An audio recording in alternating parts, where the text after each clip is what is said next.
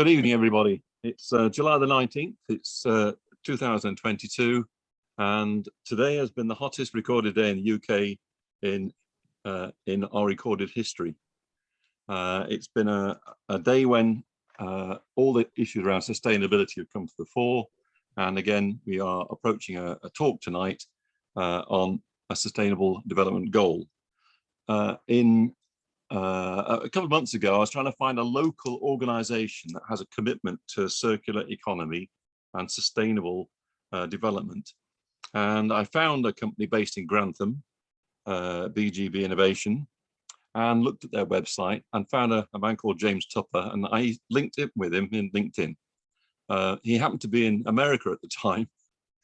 And so our conversation was a very brief one, but he put me in touch with their key person, who is Uche, who you can see on our screen now.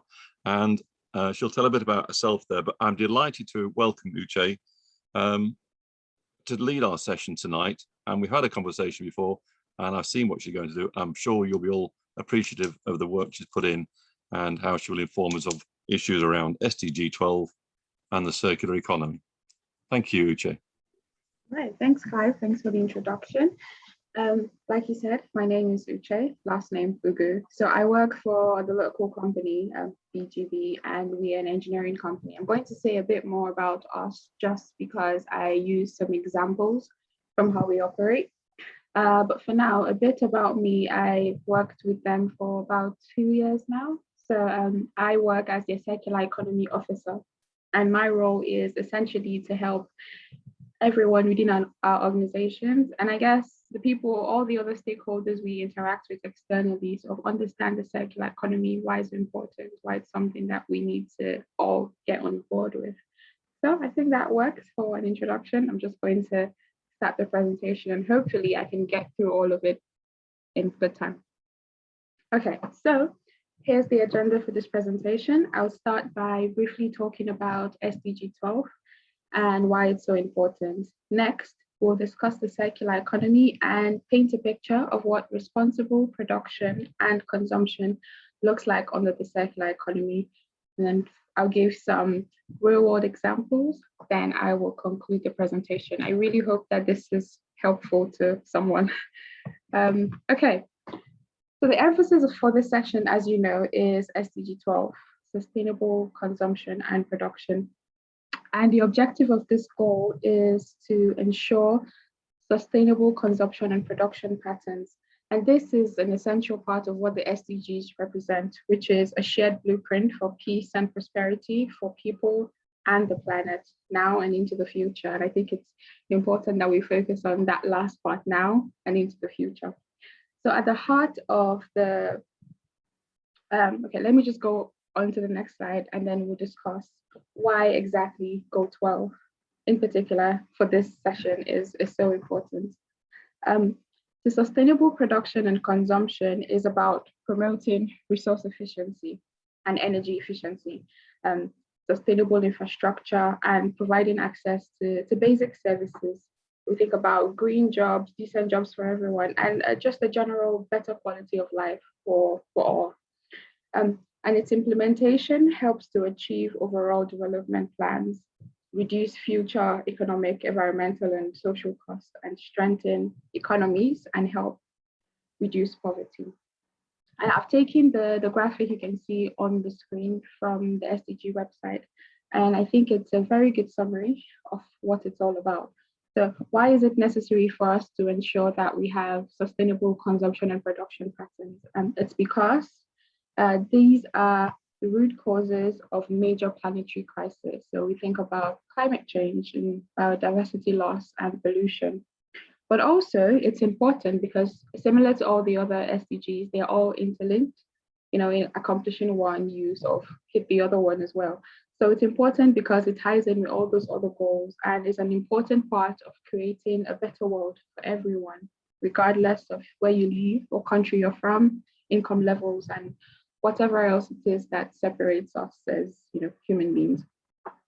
So from the areas highlighted in this graphic, we can see that the emphasis is on waste in 3 major areas. So we have food waste, we have natural resources, and then we have consumer goods.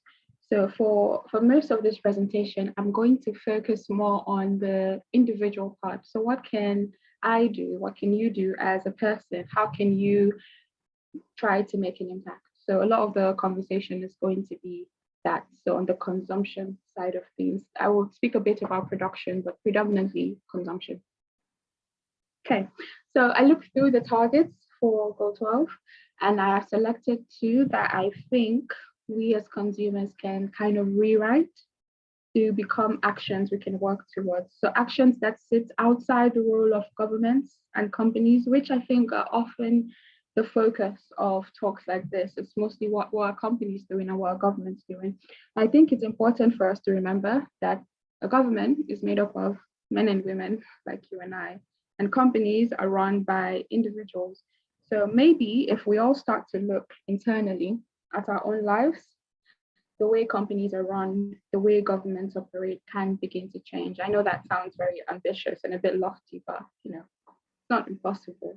I think it's important to consider that. Also, because as part of my job as a circular economy officer, my focus is to point out how individual action, decision, and choices can make a difference. I personally believe this is incredibly powerful. Okay, so how will our thinking change if target 12.8 becomes ensure that we, the consumers, have the relevant information and awareness for sustainable development and lifestyle in harmony with nature?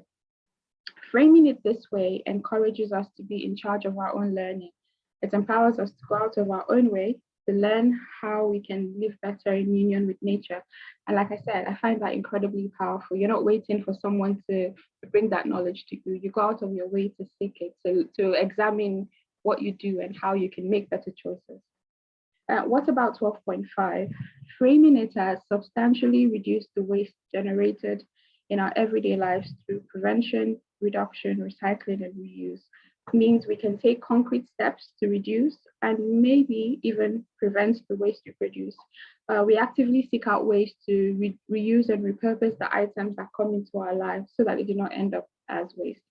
And I hope you can agree with me that there is a lot of merit to personalizing this target so that they seem within reach. They don't seem, lofty and like something that is unattainable for us. I think it's important to do it this way. After all, if not you, then who? And if not now, then when? And if not you, who can, then who will? Okay, so let's go on to the bit I'm more familiar with, the circular economy portion of it. So let's start by briefly defining the circular economy. And my favorite definition is on the screen. It comes from the Ellen MacArthur Foundation. So it says the circular economy is a system where we keep resources in use as long as possible, extract maximum value from these resources while they're in use, and then recover and regenerate products and components at the end of the service life. Forgive me for reading the definition. I just think it's really important. So from that definition, we can obtain 3 major principles of the circular economy. Design out waste and pollution, keep products and materials in use, and regenerate natural systems. So the 3 circular economy principles indicate that we must consider the full life cycle of a product. So you just don't think about a product at the beginning or at the end. You have to think about the whole circle and try to close loops. Hence the term circular, because you're trying to close the loops. And I hope that from that you can kind of start to see the link between the circular economy and SDG 12. And I think it's really easy for us to figure out how responsible production would work here. It's easy for us to see how you can, as a company, design out waste and pollution and keep products and material in use. But perhaps it's not as straightforward to consider responsible production, responsible consumption, I meant to say. But I think responsible consumption can also entail applying all 3 principles, and we're going to discuss how in the slides that follow. Okay, so let's start with the first one, design out waste and pollution. And before I say anything, I just want to point out that I know that for some people, so I think there's a spectrum of people who are trying to make more sustainable choices. It's like if you're fighting and you have different belts. So there are starters and there are people who are really advanced. So some people are, dipping their feet in the water and starting to find their way. And then there's some people who know everything and can do everything. So for some of these examples might seem really basic if you qualify as a more advanced person in this regard. But I think it's important to point them out anyway, because you never know where people are on their journeys and what might inspire someone. Okay, so for the first principle, design out waste and pollution, the goal here, the tip here rather, I think, is to think like a designer. So we can attempt to design out waste in the systems we implement in our home. So if we think about food waste, do you have a system for the food that comes into your house in terms of, say, fresh produce? Is there a system you implement to make sure that you cook everything before it goes bad, or that you eat what you have before you buy more? So yeah, it's really just about implementing these systems, and you can apply this not just to food, whatever it is that you do. It could be your hobbies. Do you have a lot of hobbies? Do you have systems that ensure that you're not bringing in more into your life than you realistically need? Are there processes you have in place to ensure that everything you buy gets used up? So the examples on screen focus on food waste. Another example, another way to think like a designer is in terms of car use. So trying to reduce how often you have to use your car. It could be that you lump your errands together, you carpool with neighbors or friends, or you take public transport. Again, very basic examples, but I think it's about the principle of it, not necessarily the examples themselves. As long as you're thinking like a designer in all the little things you do in your everyday life, that could be a useful way of designing out waste and pollution. The second one is keep products and material in use. And I've included the graphic on the left here because I think it's a useful way of thinking about the R's. So, reduce, reuse, repair, recycle, recover. I think most of us are familiar with the first three. Reduce, reuse, and recycle, perhaps not repair. But I think this is a good graphic because it says that the most favored option is what comes up at the top and the least favored is at the bottom. And the reasoning behind this is it's better for us to find ways to reduce than to just go straight to recycling. I think often when I try to explain what I do to people, the first thing that people want to share is that they recycle, and recycling is great. It's great. It helps things, it saves things from landfill, but it's not I like to think of it as a last resort. If there isn't any way to reuse that item or reduce it or find another way to repurpose it or repair it, then recycle, but it shouldn't be the first thing that comes to mind. So yeah, we should sort of, it's like an order of preference for it, and we should think about that in the materials and products that we make use of. So for example, saving food jars to use for other things, repurposing cardboard in whatever way we can, or converting our old clothes to cleaning rags. That's a really good one to do. Or even the simple task of taking bags you already own to the store instead of buying new ones because you're reusing something that you already have.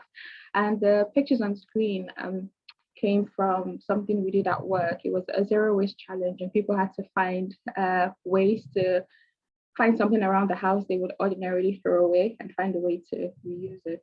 And these are just some of the examples we got. I picked a mix, some that were relatively straightforward, but surprisingly, the Nutella jar one, I thought that was, yeah, that's quite simple, but it almost won. It came in second place because we got everyone in the organization to vote. And people said it was just the fact that it was so simple. And it was so simple, but they didn't do it. So that appealed to a lot of people. In the end, this one here won. It was an old washing machine drum that was converted into a fire pit. So yeah, that's just an example. Keeping products and material in use. Again, the tip being to focus on the R's. And then the last one, which is regenerate natural systems. And the tip here is to try to model our activities after nature. So we know that nature is the perfect circular system. Everything gets used up, everything dies and goes back and feeds the process again. So we can try as much as possible to act like nature, essentially. So it could be by composting or by collecting rainwater. So we can use around the house. If you have a garden, that's you could use the water for that. But also it's starting a garden and filling it with different species, having something in there for the bees and having plants and flowers, just mixing it up, because a diverse ecosystem is better for us all as humans. So yeah, that is the consumption portion of it, how we can align our activities with those three principles of the circular economy.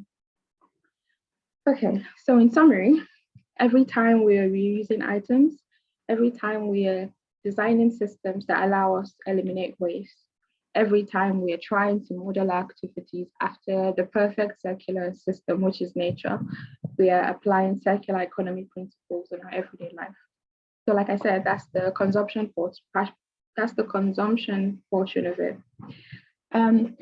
So now that we've spoken about consumption, I think it's important to briefly highlight what can be done on the production side. After all, some people listening now might, work in businesses that manufacture things, or someone who comes across this in the future might work in production. So what does responsible production look like under the circular economy? And to answer that question, I'm going to talk a bit about my organization, and so I can give real world examples as opposed to a general, this is what you could do. I'm going to link it to what we do within our organization. I think it's best to perhaps introduce the company a little bit. So I work for a company called BGB. We develop, design, and manufacture engineering solutions, and we have been providing wind turbine slip ring solutions since the early 1990s. You might find some of our generator slip rings in older wind turbines, but for more modern designs, we focus on making pitch control slip rings. I think it's important for an organization to be clear on what its goals are, especially when it comes to the environment. For BGB, ours is we want to take steps that enable us to create real value for our customers while reducing waste and safeguarding the environment. We recognize that we have a real responsibility and an obligation really to play our part in protecting the environment rather than destroying it. For us at BGB, responsible production is directly linked to the circular economy, and it covers 4 pillars: design circular, buy circular, sell circular, and manufacture circular. Design circular means we consciously design our offerings to keep products and materials in use, to design out waste and pollution, and to regenerate natural systems. So that is the 3 principles we saw earlier. And that's not to say that we are always successful or that we have a perfect track record. Far from it. In fact, I'm going to give you an example that shows that further down. It simply means that we are conscious of it. We're conscious of the principles throughout the design process. Buy circular. So this means that an organization's procurement team is focused on sourcing materials and products responsibly. So they prioritize safe materials, safe for both people and the planet. Materials that do not have to end up in landfills. So materials that can easily be reused or repaired or recycled in some way. Circular manufacturing. So this is concerned with resource efficiency and effectiveness, and just generally eliminating waste. Within BGB, we're working on installing solar panels to power our factory so that some of that pressure can be taken off the grid.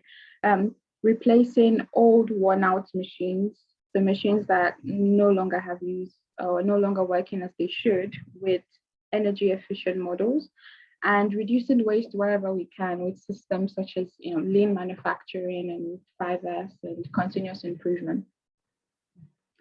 Sell circular. This particular one entails selling products to customers in a way that ensures that those products stay in use for as long as possible. And there are different ways to think about this. It could be that you sell access to a product instead of outright ownership of the product. So this would be driven by the understanding that there are some things that customers only really require access to. They don't need to own it.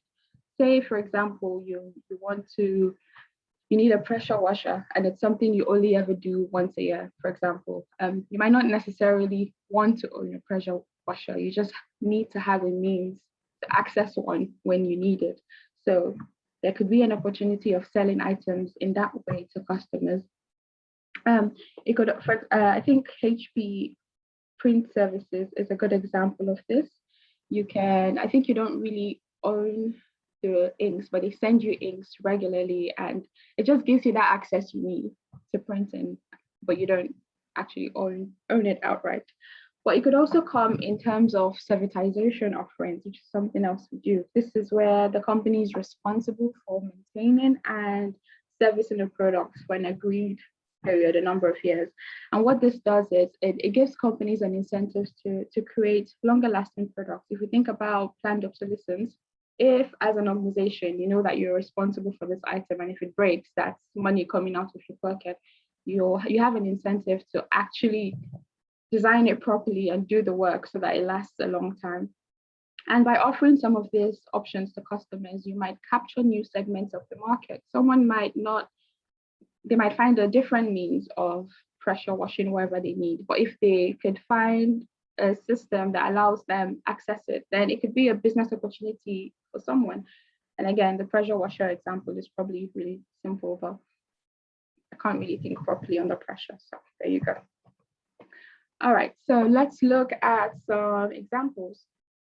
When businesses start to incorporate circular economy principles, it can open up the possibility of creating completely new markets, like I just alluded to. I think Loop is a great example of this. So they are a circular shopping platform, and it's designed essentially to reduce the idea of waste. So they offer popular products, so things that most of us know and recognize, but they offer them in reusable containers that consumers order online or purchase in stores and return when finished. So kind of like the milkman, you use it and you return the packaging. So their business models, the business model enables them to reduce packaging waste by prolonging use of the packaging, so they can clean it and use it again instead of it just, you know, going straight to recycling or landfill, worst case scenario. Another good example is Fairphone.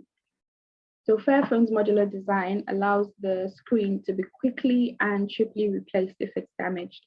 So in terms of costs and effects, the cost is the phone has been designed to be modular. The effect is then that it's easy to repair as a result. Another benefit of modular systems is it makes it easier for you as a manufacturer or producer to customize and adapt the product to the needs of the users.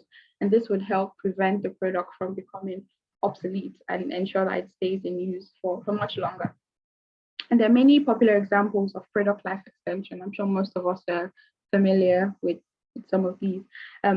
Product life extension may involve designing a product to be physically or even emotionally durable, or it may require innovative approaches that allow the products to adapt to a user's changing needs. Time passes. So a good example is a reusable razor instead of the disposable ones. As you know, the blades on them are stainless steel. So in most cases, they can be recycled, and some businesses actually have a program for collecting them and recycling back. And since metal is infinitely recyclable, that's a win-win for everyone. So these are more general examples. To give some examples from my organization, examples closer to home from BGB, our Vestas Max 7 generator slip ring. So it has aluminium parts, it has stainless steel phosphor bronze, some copper that is silver plated, and it has a material called DMC. So on average, about 83% of our slip rings are recyclable. DMC stands out particularly for being unrecyclable and difficult to reuse once it's molded because it's a thermoplastic. And this is a good example of a product whose initial design was cost driven. So using DMC allows us to reduce the cost of the unit, but it's also good for what we need it for because it has excellent insulating properties as well as other cost advantages. However, like I said, due to its properties, it will almost always end up in landfill. Our products and services team have been conducting research on suitable, eco-friendly, as well as cost-friendly alternative to the material. And we hope to be able to come up with a solution soon in the future. But for now, in the interim, we have a modular slip ring option that completely designs out DMC. So similar to the Fairphone example I put up earlier. And in the case of the V236, the modular design means that similar to Fairphone, the product is easier to disassemble for repair, for refurbishment, or upgrades. And additionally, if at the end of the product life where it's taken apart and nothing can be salvaged, then a greater percentage of the product can be recycled. So what we do at the moment is if customers return it at the end of its life, we separate the different bits, recycle what we can, send the other bit, I guess just throw the other bit away. But if it's modular and we kind of eliminate DMC and use better products, then that takes that away, and that would be really good for us. So like I said, we're not perfect by any means. We're just trying to be better and trying to do the right thing in spite of how difficult it might be. So we are making some progress, but we are not where we want to be. We recognize that there is still a lot of work to do, but we are determined to keep putting in the work to support not just our transition, but the wind industry's transition to the circular economy, because this is a very popular conversation within wind at the moment. Okay. So the circular economy can also be a useful avenue for innovation that allows products to last longer. So innovation goes beyond engineering innovation. You can come up with new ideas, and that's great. But innovation can also be commercial innovation. So when we move away from cost considerations, there is the opportunity to innovate to prolong a product's life, along with the opportunity to review how we do business, our revenue models. So how will we make money? It's important to not only focus on the environmental aspect of the circular economy, we also need to think about the business part. After all, businesses are set up to make money, so profits are important. So what business models will allow us to remain or even become more profitable and sustain us into the future, make sure that we can survive whatever the world and life throws at us going forward. And the answer for every business will be different, depending on what they produce and their values and their culture.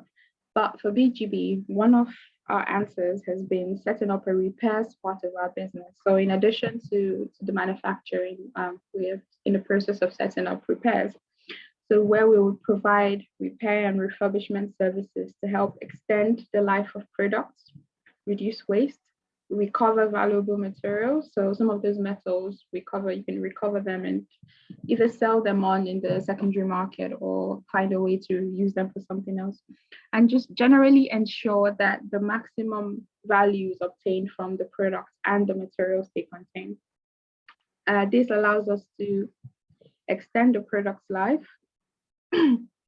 But because our repairs business would mean we have access to not just our own slip rings, but other slip rings that come in, it would also allow us leverage our experience in the sector to deliver efficiency and reliability. And I think importantly to learn, because as a person and as a business as well, the moment you stop learning, then bad things are going to happen, I think. So it's a good opportunity for us to learn more about our sector and what we do. And this is just an example. Like I said, it's going to differ for every organization depending on what you do. But this is one of the ways we are hoping to, I guess, bridge the gap and make ourselves sustainable in the future.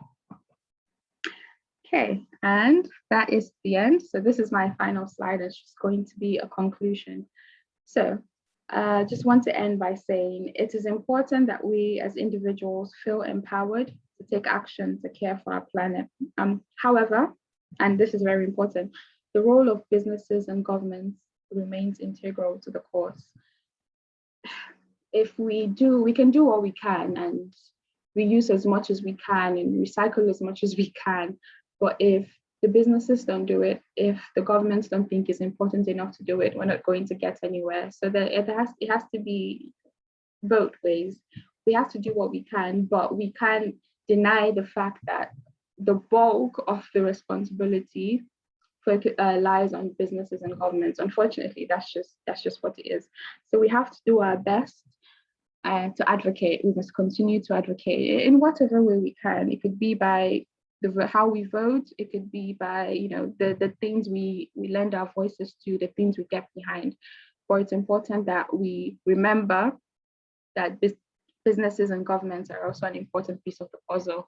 And I find, because I listen to a lot of people on YouTube, for example, that are trying to be more sustainable, and they all come to a point where it starts to feel very hopeless. Like there isn't much you can do. Like you can do everything perfectly, and the person next to you doesn't even think it's important. And there can be a sense of hopelessness. And I feel that way myself sometimes. I think that's why I emphasize that it's important for us to remember that it's not just up to us. It's a collective effort. You can't do all the good the world needs. You can try to do your best, do all the good you can do, but you can't do everything. So advocating is important, and reminding our communities and our businesses and people who govern us is also important. The other thing I wanted to say is I really hope that by going over some aspects of BGB circular economy efforts and just talking about responsible consumption and production in general, and highlighting some of the things we can do as individuals, that I have provided some food for thought for you and maybe for your business or where you work. And I will finish with a quote by Sir David Attenborough, of course. Surely we all have a responsibility to care for our blue planet. The future of humanity, and indeed all life on Earth now, depends on us. Thank you for listening.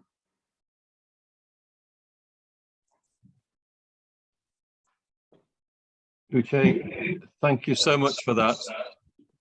It's the journey you've taken us on from the small and personal to the big and planet at the end has been very helpful. I'm conscious that there are people wanting to raise things. I know Roger says something in the chat line, and I think you might have touched on it slightly at the end, but do you want to talk about that, Roger? Yes, okay, thank you. I suppose for the last few months, or even the last couple of years, I've been thinking about this thing. I mean, science has known about the idea that burning fossil fuels could lead to global warming. I mean, we've known about that since the 18th century the 19th century when Svante Arrhenius did a paper on it. So it's not a new idea. My concern is if everybody in Lincolnshire went carbon neutral tonight, it would make no real difference to the total world situation. And we really need to get global leaders, forcing us to do things. I mean, I will take all kinds of action for myself, but I'm not going to do everything for myself. And all my friends have the same sort of attitude, we must all do something, but not just me. So, I mean, the government is, for example, phasing out petrol-driven cars. It requires government action, things of that sort. I mean, we don't have to be taking any more oil and gas out of the land, and yet our government is proposing to take even more out. We don't have to be driving cars with 4-litre engines, and yet there's nothing to stop us doing so. These things require government enforcement and international government enforcement. Now, I've been trying to persuade some of my friends just to write to their MP, particularly in the leading up to the COP26, and saying, tell your MP that we want action. And people won't be bothered to do that. They say it won't make any difference. But I mean, it was public opinion that led to the abolition of apartheid in South Africa. It was public opinion that led to the abolition of the Atlantic slave trade. It was public opinion that got women the vote. And I'd think within a world of social media that the public opinion would be even more important. But I can't persuade people. Okay. Anybody want to come back on that before I do? I'll start off. I think Uche recognized some of that in the latter part of her speaking about it has to be top down as well as bottom up. I think that's the phrase you'd use it. So we do our small bits. The challenge that you have, Roger, is the one we have all faced for some time. Our first challenge seminar way back in January last year was done by a chap called John Firth, who was a very good friend of mine as a student. And he was working with a company called Acclimatize, which is set up. And at one time he was advising Obama on climate change. And he talked about the title of the talk, it's on our website, it's called Net Zero is Not Enough. And he went through the whole process of what we had known for so long and all the power games that are played. So you're quite right, Roger, that the words that Uche started with is about inform yourself, and that's what you've done. But it's about other people starting to do the same. And if they did find those stories about what has happened, then they are empowered to say that to other people. Where I live in Bigby, we had a challenge recently where we are seeking to build a solar farm, for what it's worth, that potentially could supply 50,000 homes with green energy. And when you start to lift the stones, we've discovered that because there's no simple grid connection, it can't be done easily. So we're campaigning to get people to look at grid connectivity to see if we can do that. It's built around the power of the big companies who license only new lines to areas where they expect to be an increased demand. So it obviously limits the supply that goes into the national system. So we have a challenge there. We're doing something with that. But if there's anything others can offer, please just say it now. How about Steve at West Lindsey? You muted, Steve. Yeah, just taking it off. I mean, that was quite an illustrative example that you gave there, Clive. The work that an individual community has done has come from, I think, initially a few committed individuals with an idea, with a vision, something where they individually wanted to make a difference. And then you sort of widen the net, haven't you? You've put out the call to action. And a number of people have come together, and West Lindsey District Council would like to get involved. Obviously, notwithstanding that all of the work that's been done by the community, we don't want to sort of lead and drive it. It has to come from the community. But it's just a good example of kind of individual action of a few groups, few committed people that have made a difference. Likewise, in Uche's talk there, I thought it was quite. So you've come from a company that clearly wants to make a difference, and without taking that standpoint, without taking that example and wanting to lead from the front, then you couldn't credibly sit here tonight, could you, and pass on that knowledge and inspire others potentially, as you have done when you've been speaking there. I think it's fascinating to kind of hear all of the good work that's going on in your organisation. And there were some really, really good ideas. I thought it was fascinating the way that you linked it to the individual, and sort of illustrated that there are things that we can do to sort of take action. And then I think that consumer demand, that kind of collectively, if there's enough of a voice, then companies take action. You see it in the shops, don't you, with you know, we are starting to see a reduction in packaging. The government are bringing in legislation. There's things like, I think it's called extended producer responsibility that's coming in through the Environment Act, where producers have to sort of pay for those materials that they put out there. There's the consistency of collections that householders are embracing. You mentioned that educational side of things, Uche, and there's always that thing that's thrown out to councils, that you all do things differently and we don't understand kind of the whats and the whys. I think there's definitely something in that. I think we can really do more to help people to understand the reason for doing these things, and not just the how. Put that material in this bin and kind of whatever else. So I think some good stuff is happening, and it's important. I took your kind of closing sentiment, but I think from that it's resilience that I take. We all feel like that sometimes, that we aren't doing enough, and what can we do if India and China and whoever else that we want to blame are pumping out emissions? But I think it's important to have hope. Anybody else want to come in on that one? Anyone want to raise anything else? Roger, do you want to come back on us?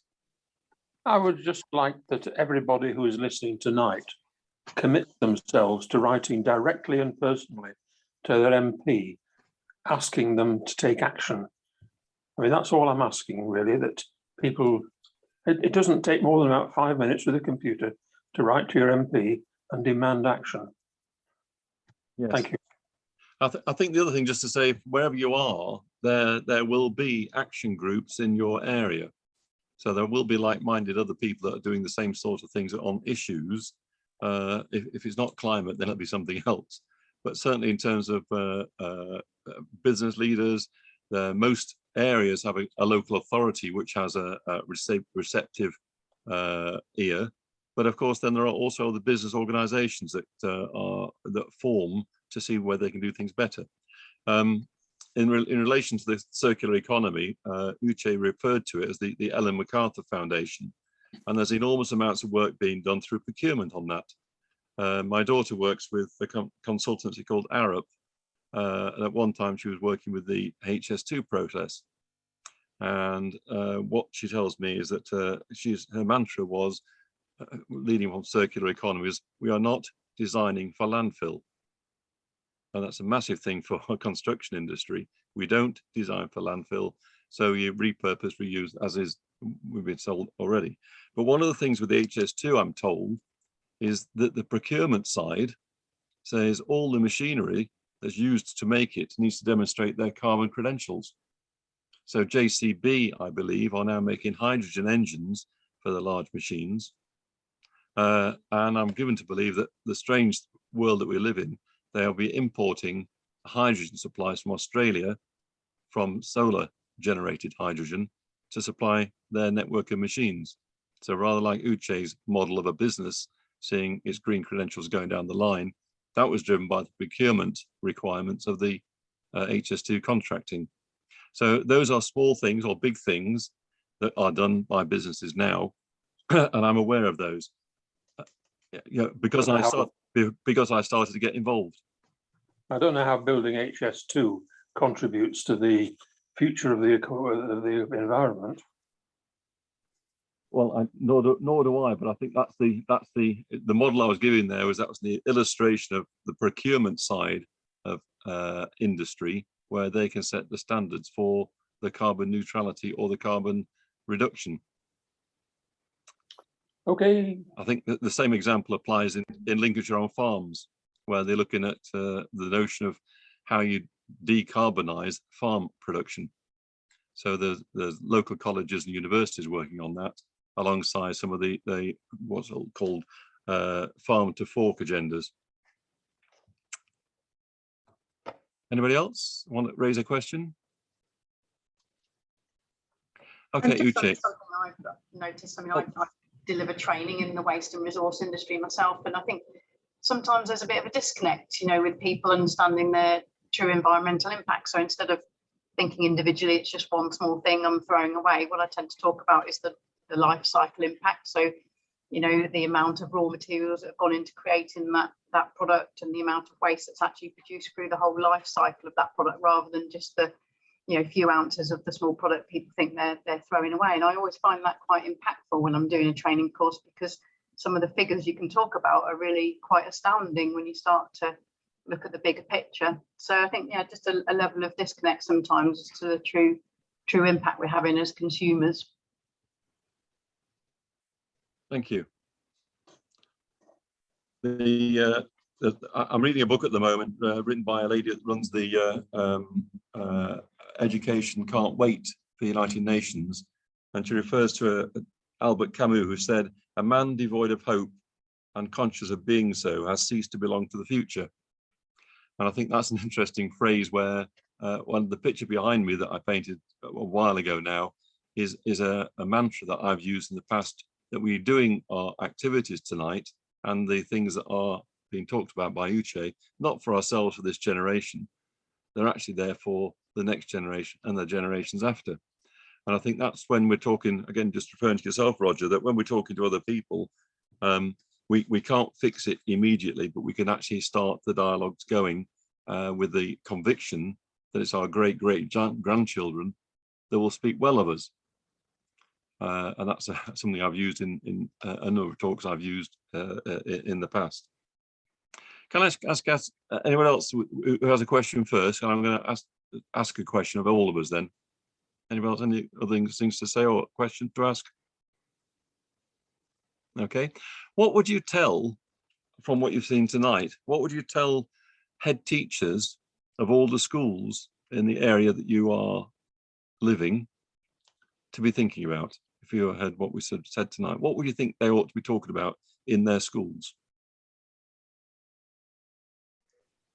I actually have something to say about this. So last year, I think I mentioned the Zero Waste Challenge we had at work. So we had that in a local school in Grantham, and it was that they had to find something around the house to repurpose. And at that time, I'd been working from home due to COVID. It was like the first time I was meeting people I work with, and going there and just seeing how excited the children were, and the entries, there were so many entries, and everyone was really, the kids were, they were just so, they were so happy to take part. I had prepared a presentation for them, and the presentation sort of had a portion where it says, talks about the life cycle of plastic. So it takes, I don't know, 200 years for a plastic toothbrush to degrade.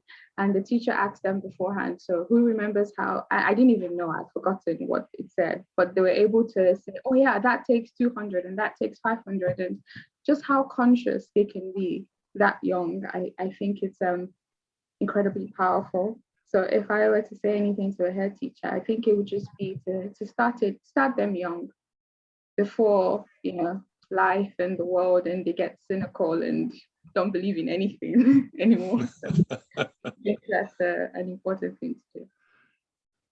Okay, if you know anybody who's a school teacher or a governor of a school, again, the question is, where does this sit within the real learning processes that youngsters are involved in? I know there's quite a bit that's done in primary schools with some of the work that goes on with environmental activities, but as you move towards secondary, it becomes more of a challenge. Okay, anybody else on that, on the education one? I think from what I've read as well, that the circular economy offers massive scope for skilled, you know, lots of new skilled jobs, millions across the globe, and hundreds of thousands just in the UK alone. So in terms of remanufacturing skills and repairing skills, so I think there's just lots of scope for lots of new work opportunities for the youth today as well. I just think that youngsters are much more aware of the problem than most older adults. Yeah, and it's the people who run over 60s clubs who need to be informed, not head teachers. yes, I think you're right there. I think that I put something up recently as a reply on a LinkedIn post. And same with John Firth. We're going to become the unreasonable grandparents in the future. When he retires from the job he's doing, we're going to become the unreasonable grandparents that coalesce with the children, the grandchildren, because they have a view of it. But Josh, I've just read your chat statement there. Can you tell us about it? You there, Josh? Okay, a bit shy. But did you all see the chat box from Josh?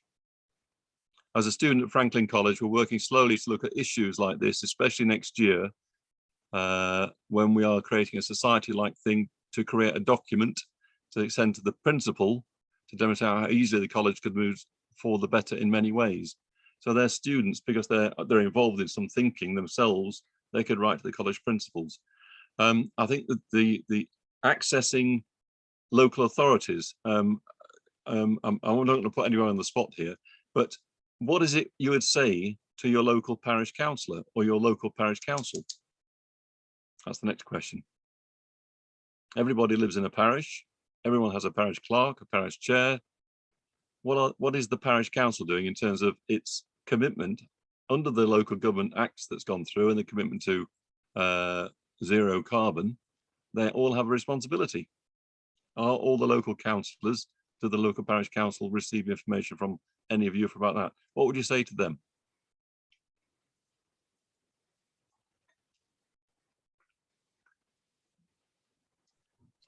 I'm guessing from myself, as you know, I live in a small rural village of just under 300 occupants, and we're midway between Lincoln and Scunthorpe. And some of the things that Uche raised in her talk tonight about access to things as a community that people don't need week in, week out, but might need access to, and how you bring a community together. And there's potentially a role for the parish council there. Certainly in our village, it would be the one overarching body that might be in a position to start to stimulate the discussions on some of this stuff. The conversations, you know, we all know the cost of fuel and the environmental impact. You know, is there a way as a community we can cut down the number of journeys we do out of our village just to live our everyday lives? It certainly happened at the beginning of COVID when there was that little upsurge of community spirit when we were all looking after each other and running out to do things. So I think for me, that's the role of the parish council locally potentially, is to try and get some of that discussion going here. Okay, thank you. Is there any Steve, is there any education program for councillors in this area?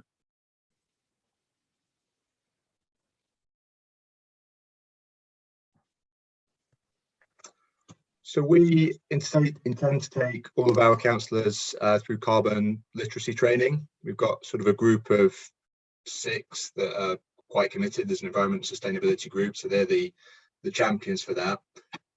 We've maybe a bit ambitious to take all of the councillors through the full programme. So we're looking to sort of break something down, make something more bite-sized, more kind of bit more bespoke for them.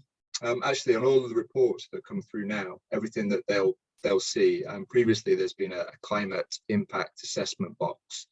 It's been quite inconsistent in the way that's been filled in. So, you know, individual officers have different skill sets. There's not really through the fault of the officers, but there's no guidance as to how to fill that in. So we've brought a new process in there to raise the profile of that so that it's more front and center on all of the decision making. It's a sort of a visual graphic that they'll see on all the reports that shows climate impact of any particular decision that they're making. It's not perfect, but it's there as much as anything else to stimulate a discussion and a debate. So it's done in a sort of a structured way now, and they can all see what officers view the impacts of in you know, sort of 8 or 9 different areas and how we came to that conclusion. So it is stimulating debate already. Thank you, Steve.